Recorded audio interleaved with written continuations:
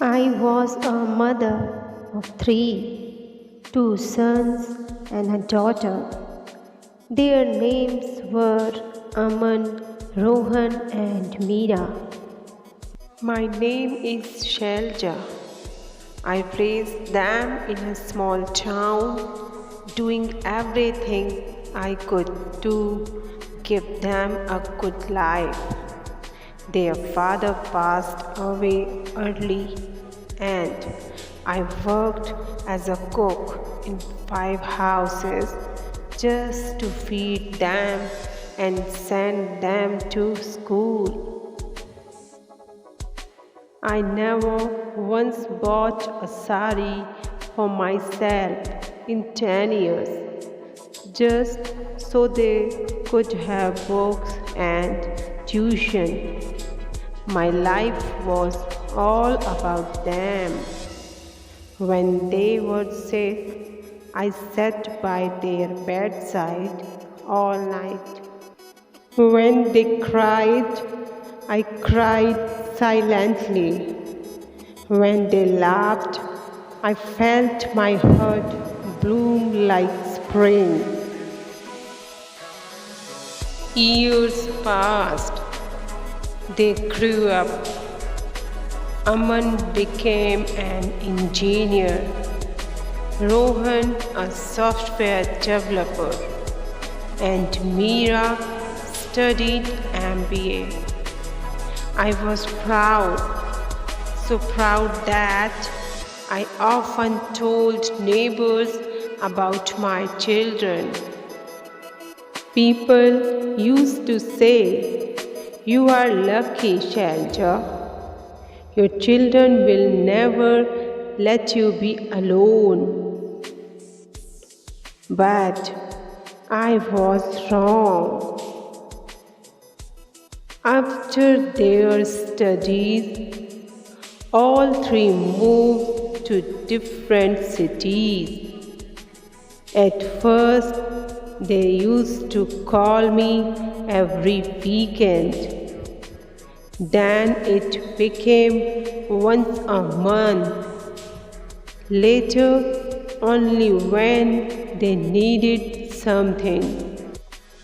Slowly, the silence in my house grew louder than their childhood laughter ever was. One day I slept in the bathroom and hurt my back. I called Aman. He said he was busy with a work project. I called Rohan. He was abroad. Meera promised to come, but never did. My neighbor's son took me to the hospital. I sat on the hospital bed and stared at the ceiling. A tear slipped from my eye, not because of pain, but because I realized I was truly alone. After my recovery, I hoped someone would visit me. I even cooked all their favorite dishes one day, just in case no one came. I started talking to walls. I talked to their old clothes. I waited every evening by the gate just to see if someone would surprise me. I even started writing letters, not to send them, but to keep myself from going insane. One day I received an invitation. Mira was getting married. No one had informed me before. The card came through courier. I wore my old red sari and reached the city. At the wedding, I saw her dressed like a princess. She hugged her in-laws and thanked them. When she saw me, she just said, "Oh, you made it. Sit somewhere, Ma. We are busy."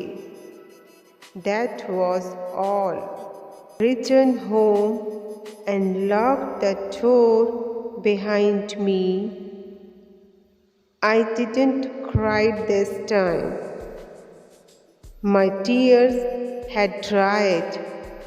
I cooked just for one.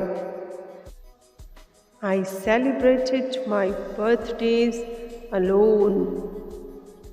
Festivals came and went, but my house remained quiet. Years passed. One day I saw a group of elderly women at a park nearby. They were laughing, doing yoga, telling stories. I walked up and asked if I could join.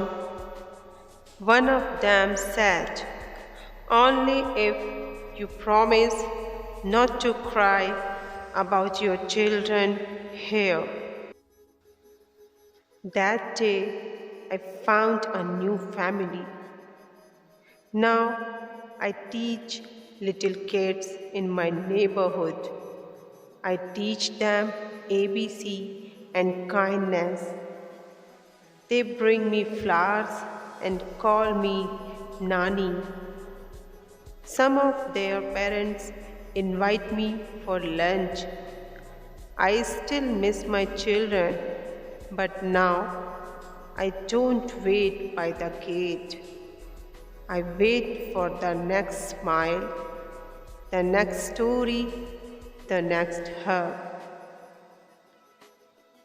I forgave my children, not for them, but for myself, because pain is heavy and I want to live light. Moral of the story: never take your parents for granted. They are the roots, and without roots, even the tallest trees fall. And for those who were left alone, remember, life always gives you a second chance in the form of strangers who become family.